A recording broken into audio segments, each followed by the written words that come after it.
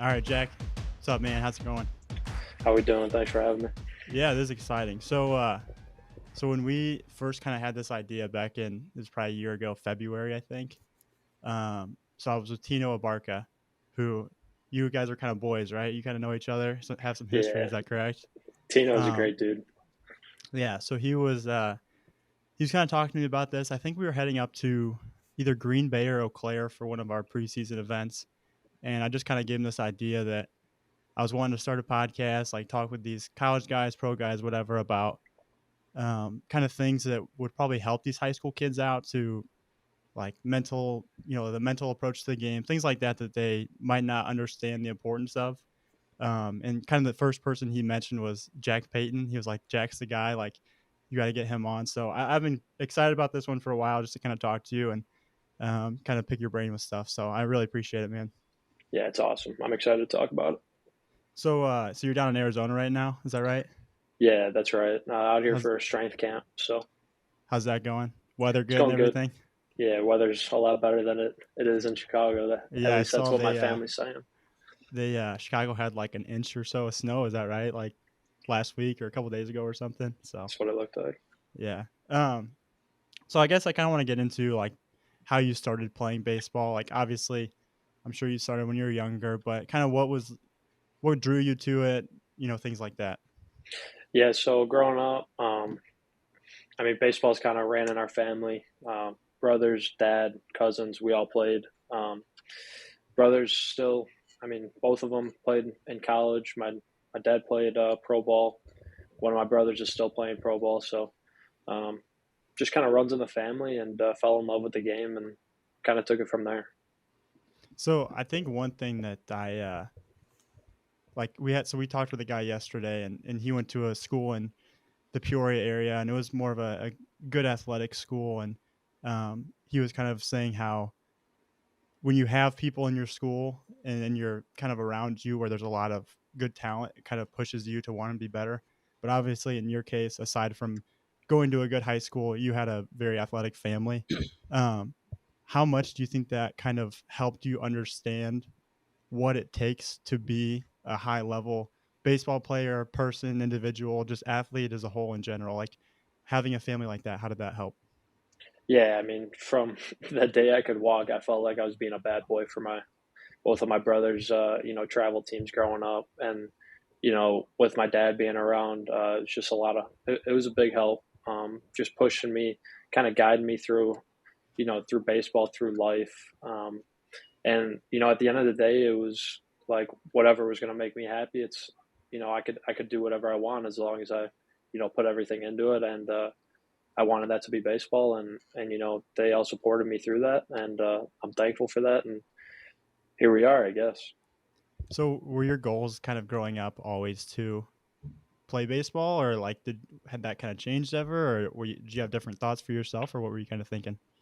Yeah, growing up is, um, I mean, I played hockey and baseball growing up, so um, I was always, my brothers were somewhat older than me. Like I was the youngest in the family, so always chasing them, always trying to, chase their legacy, chase their name, and ended up, making my own path at Brother Rice, and just trying to be the best version of myself, on the field and off the field. So Kind of talking about Brother Rice a little bit.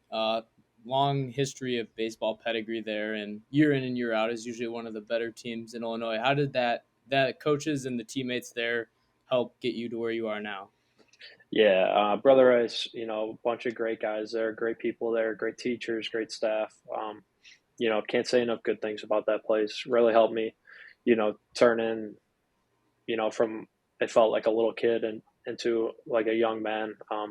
Took a lot of big steps there, and the people there pushed me day in and day out to better myself, and I'm really thankful for that. Yeah, and you also said you played two other sports in high school. What do you think the importance of being like a multi-sport athlete has on your athletic career? Absolutely. People always talk about like burning out in sports. I don't think that's the case in high school because you're around your friends, you're having fun, making sure fun is still you know part of the everyday life. Finding a group of guys with the same goals as you that can push you every day. Um, I mean that's kind of what makes it what it is, and that gets you by every day. That makes showing up to the park fun every day. Yeah, I feel like one thing that we see a lot is these kids sometimes think that only playing baseball is going to make them better. And I think a lot of the guys that play multi sports, football, basketball, whatever, it gives you so much more exposure to different like parts of your body that in turn help you with baseball. And I think that's like one of the biggest things that I see with the guys that play multi sports is like they're usually a step ahead of those guys that just play baseball for the most part. So I always think that's like a big thing that I try and tell these guys when they talk to us about stuff is just play more sports, play basketball, football, hockey, whatever it is, soccer, because anything's going to make you a better baseball player. So that's what we always kind of try and tell them. Um, so kind of with high school, you were kind of a higher level prospect, right? Throughout high school, you were kind of one of those guys that was always kind of ranked high, and I think we had you ranked at like fifth or something when you were done with high school. What advice or anything would you give to those kids that maybe want to be one of the top end kids when they're in high school, and like kind of what steps do you think it takes, and like what were you doing that sets you apart at that young age? For me, rankings weren't. That's not really what I was looking for. I knew for me to get better, like I was going to need to, show up to the weight room every day, get better, show up with everyone every day, and for young kids trying to just make it in the rankings, it's not about how you play in one game in front of scouts. It's about how you carry yourself, having the confidence that you're the hardest worker. You've put everything in that you can, and at the end of the day, you gotta be all right with that. If you're working as hard as you can, um, I mean, there's not much more you can do at the end of the day. And if you give it your all, you can go to sleep at night knowing that you put it all out there on the table. And that's kind of what my goal was every day. I probably overdid what I needed to do, and I found confidence in that. So that's what helped me personally. Everyone's got to find their own thing, because I've played with plenty of great players that don't have to pick up a bat all winter and can just come out in high school baseball and hit 400. That wasn't me personally, um, but I found my confidence in knowing I was the hardest worker I could be, and you know it wasn't just on me. I had a great group of guys in the off season. We would give each other a nudge every day if we weren't in the weight room. If we weren't hitting together, we're all pushing each other the same. We all had the same goals, and I mean, without that core group of guys that I was with, I don't know how this career would have turned out. Yeah, so you kind of talk about playing against some high end guys in high school baseball, playing in the CCL. What was that like playing just high end baseball talent week in and week out during the high school season? Yeah, I mean, that's what you go to Brother Rice to do. That's what you go to any of those schools to do. Every game, I mean, it's kind of a sneak peek of college baseball, and you got to get used to it, get used to the chirping, get used to the good pitching, and you got to find yourself. Find your confidence, find your swagger, and be you. Try to show out, and just play hard, be a good teammate, and everything will take care of itself. Was there ever like a really memorable game or rivalry you had? I know Ed Howard and Mount Carmel were in the CCL at that time, so was there ever like a really heated or close game between them? For us, I mean, we did play Mount Carmel in the sectional championship my sophomore year, and we were able to beat a really good Caravan team. I think with like Ed, um, I know Alec was on that team, Anthony Herron. So that I mean that game was awesome.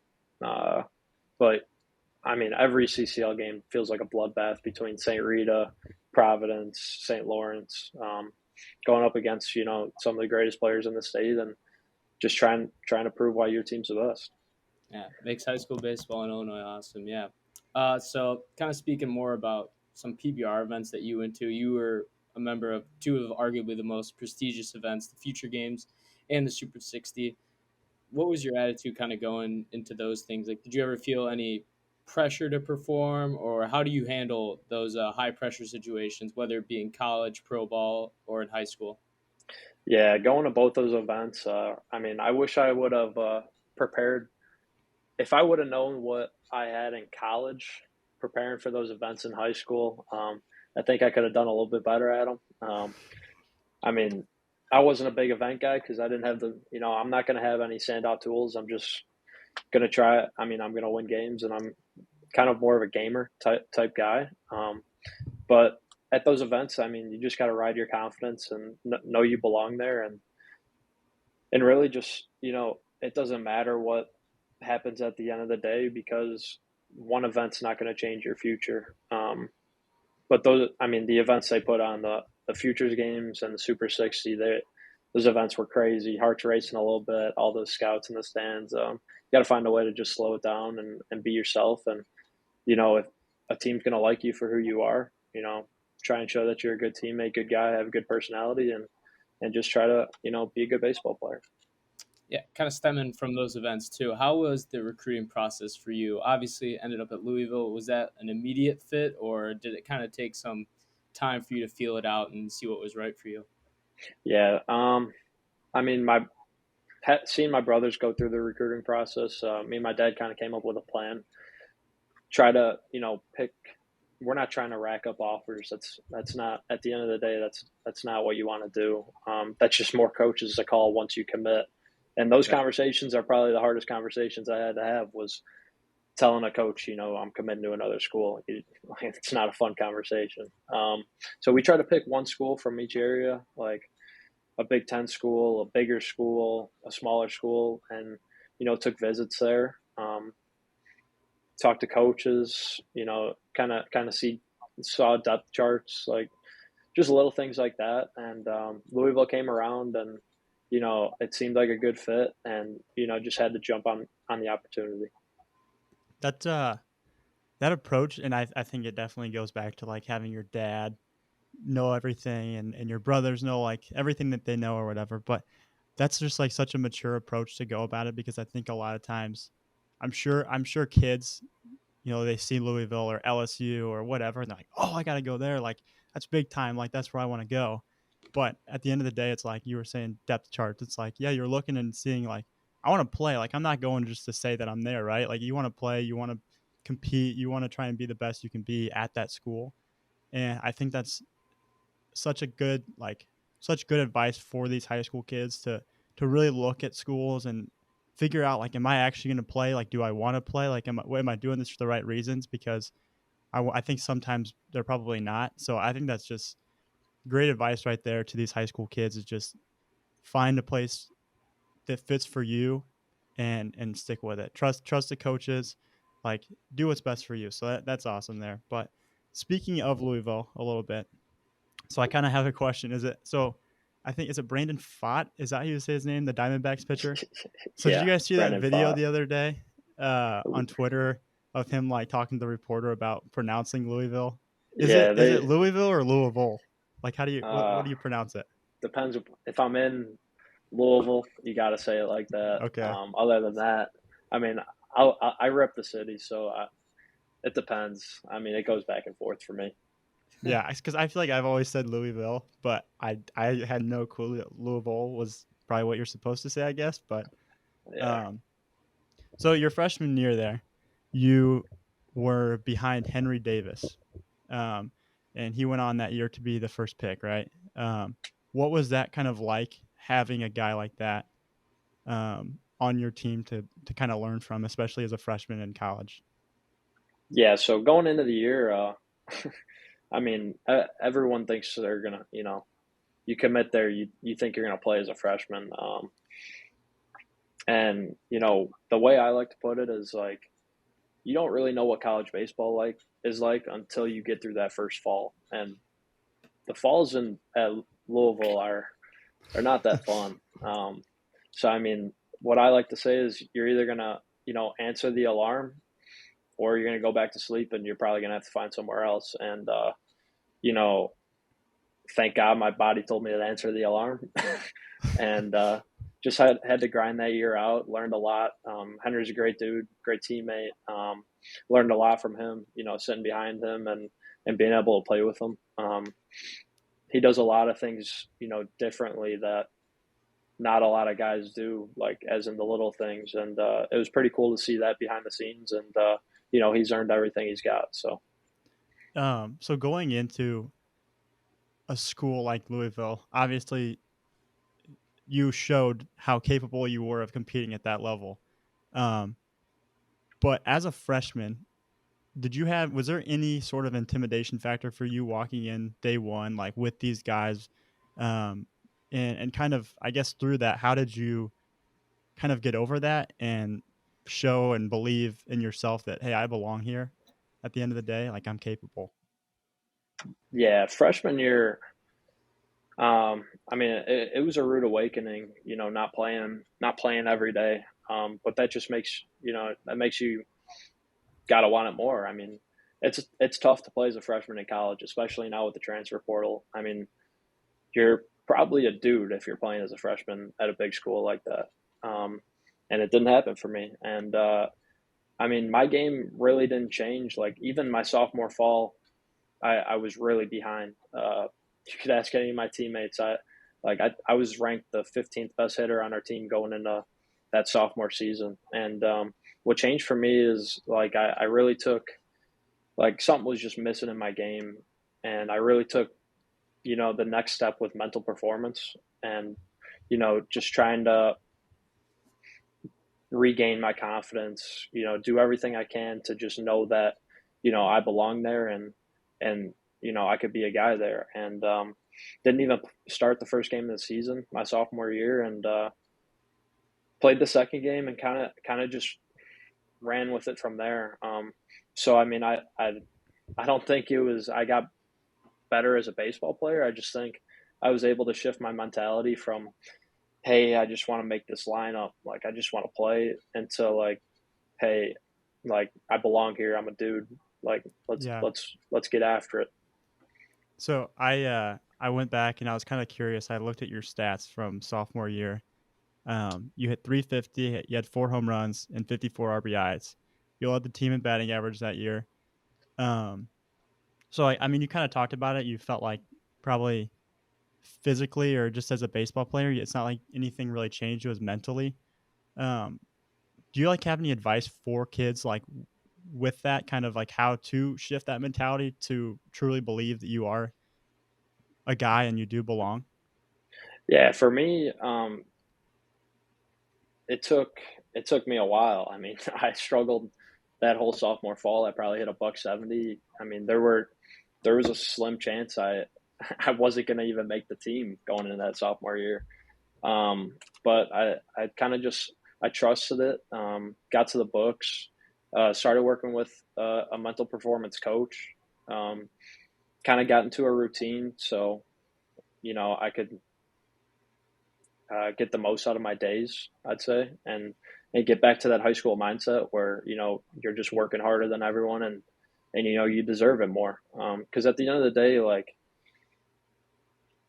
you just got to beat the pitcher one time, and he's got to beat you three. Like there's different ways to look at everything you do in a baseball game that can give you an edge a little bit, and just for me finding those out helped me a ton. So working on that, I mean, I don't know if I'd be here right now if I didn't start working on mental performance. So How do you I think that's so like a big thing that and I kind of talked about it at the beginning. A big thing is I've always been kind of a mental like inside the mind like with sports, baseball and specifically, but how for you specifically if you're going say 1 for 30 or something down a stretch, do you do anything different to flip that around? I mean, I'm sure that you probably kind of try and keep everything the same, like physically, just because you're a good player. But like, is there anything that shifts for you there during a stretch like that?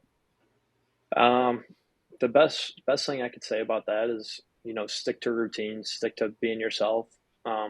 Try to find one thing that's fun in the game, and then hopefully something clicks. Hopefully I mean, you're not looking to hit a home run when you're one for 30. Most likely, you're going to get that broken bat hit to get you out of the slump. And just realizing that, not putting pressure on yourself and playing freely. So that's probably the best advice I could give. Yeah. So kind of moving to your junior year. So you were kind of one of the top guys, especially catchers in the country. You hit 374, 12 home runs, 41 RBIs. You led the team in average, hits, home run, runs, total bases. And then you were a Buster Posey Award finalist. So I think going into that year, was that like kind of a goal for you to be one of those top guys, or were you just kind of sticking to the same Jack Payton mentality as sophomore year and just going into junior year the same? Um, I'd say I was just sticking to being myself. I mean, I'd like to think you could ask any one of my teammates, and I don't think one thing changed about me at all. I was probably in the locker room hanging out with the guys more than anyone else in the country. I probably have a print of my body on the couch, in the locker room, which sounds lazy, but I just think it's good for team chemistry to just, to let the freshmen know you're there and know that this is how it's going to be. It's a lifestyle, and you want to be there for the team. So for me, just like going into every game, there wasn't pressure on the stats because as long as we got a win, then I try to be the most excited guy in the locker room. There's nothing better than winning with your best friends and, and the school on your chest. And that's just what you try to do every day. So, Yeah, for sure. That's definitely some good advice there. Just not getting too ahead, just staying with the team and doing your thing. That's awesome. But so I guess with that year, you obviously being one of the top catchers in the country. Obviously, there's probably some buzz for yourself, kind of having an idea that like the draft is a big possibility. Was it kind of a goal for you too, junior year? Like, hey, let's win games aside from winning personally. Like, I want to get drafted this year, or were you kind of thinking, I might go for my fourth year? there's always, I mean, I love Louisville with all my heart. No regrets going there. I loved every second of it there. Um, I mean, the story at Louisville is you go there and you try to turn into a dude and you get drafted. So I mean, the goal's always been to play in the major leagues ever since I was a little kid, and felt like that was the best step to take. And now we're here. So thankful to be taken by the Giants, and just gonna keep getting after it. One thing that I always kind of am interested by. So we before the draft, I think it was in June, we did one of these like podcasts with Blake Walters. I don't know if you know that name, but he's from Central Illinois and he got drafted by the Royals this year. So we were talking to him before the draft, and we kind of off camera talked, and like we didn't want to talk, like we told him we didn't want to talk about the draft because I mean it's got to be stressful, I imagine, just thinking about that. So we didn't even bring that up. But one thing that is so interesting to me about that is like going into the draft, you already kind of have an idea of where you're going to go. Like, is it because I'm assuming you've probably talked to quite a few teams, like, you kind of have an idea pretty much where you're going? Um, for me, the case, I mean, that that wasn't really the case. I guess from my perspective, I don't know about other perspectives, but it happened, and I'm here. So Yeah, that's yeah, that's all I can really say about that. yeah, for sure. So now you're playing pro ball with the Giants. So after you sign, how quickly do you go to camp and start playing, start working out, things like that? How quick is that?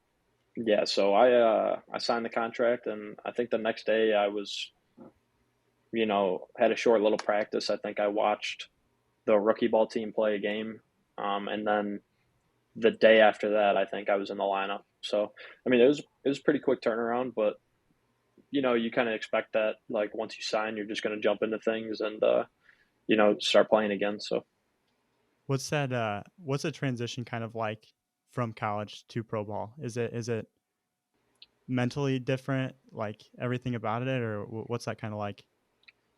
um, it's definitely a different game. Um, the ends and like it's for sure a different game. The wood bat to metal bat. Um, you know, playing with guys that don't speak English, that's a big difference. Playing on all dirt fields usually. Um, I mean, there's a lot of little things, but you just try to keep it the same mentally, and show up to work every day, and give your best effort. So Um, so you've kind of I was looking at your stats too so you're is it technically rookie ball? Is that what you're in right now? rookie Um, ball, yeah, so you're hit. I saw you were hitting like 400 right now so far. You've had like what 10 games, 9 games that you play in. Um, yeah, and rookie ball, uh, yeah. so what you've had some success so far, and like how do you kind of just keep that going? Like what's your kind of everyday approach and like kind of everyday routine right now looking like? Yeah, I mean, just trying to stick to myself, be myself. It's weird you're playing every day now instead of 4 times a week, on a Tuesday and then the weekend. So just trying to give your best effort every day. Stay confident, take good at bats, play good defense, and just play within yourself. That's all you can do. Yeah, for sure. Yeah, so you kind of talked a little bit earlier about how you come from a baseball family, essentially. If you're ever struggling now or recently, who's your like go-to person in your family to reach out to? Like, is it your brother, your dad, a cousin? Who might that be? Um, I mean, I talk to my brothers and my dad pretty much, at least my dad every day. So I mean, if he sees something, he'll tell me. If I feel really bad, that's when I start taking videos and I'll send them to my brother. Um, Other than that, I mean, I just try to stick to myself, be myself. I like to I like I like to watch a lot of video, and if I can just see something's wrong, I could usually point it out and fix it the next day. But again, once like when you're working on mental performance, like you don't have time to feel bad for yourself. You just try to have confidence all the time and ride that out. I like how you talk a lot about staying to yourself. Is that kind of something that you kind of mentioned? Was that something that you picked up after your sophomore year or your freshman year when you struggled, or are you still like picking stuff up about trying to just stay who you are and not trying to be someone that you're not? Yeah, that happens a lot. Mm-hmm. You get into like the mindset of comparing yourself to other people, of trying to impress other people when that's really not the case. You're just trying to be the best version of who you can be, because not everyone can be Aaron Judge or Mike Trout or Shohei. Like, and a lot of like, if you can, great. I don't think I can, but I'm gonna be the best version of myself, and hopefully that works out. 100% love that. What when you kind of look at yourself as a player, who would you like say Jack Payton is as a baseball player? Like what like you're kind of describing like Aaron Judge, Shohei, and stuff like that. Who would you say Jack Payton is? I, I mean, I don't know. I'm a mixture of all the guys I grew up with, I guess. All the guys I've worked out with in the weight room. My brother. I mean, I've tried to replicate my game after him for a long time, which sounds cliche, but I mean, it's just like you look at videos on Twitter and you're like, okay, I like that. Let's try it, and your swing just kind of comes to itself. Your game comes to itself, and you just try to be the best teammate you can, best leader you can, and that's all you can do.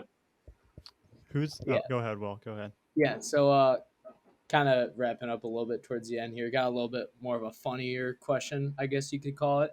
So, obviously, growing up in the Chicagoland area, it's kind of a debate about what food Chicago is known for. Like, what do you think it is? Is it deep dish, tavern style pizza, Chicago dogs, beef? What is it?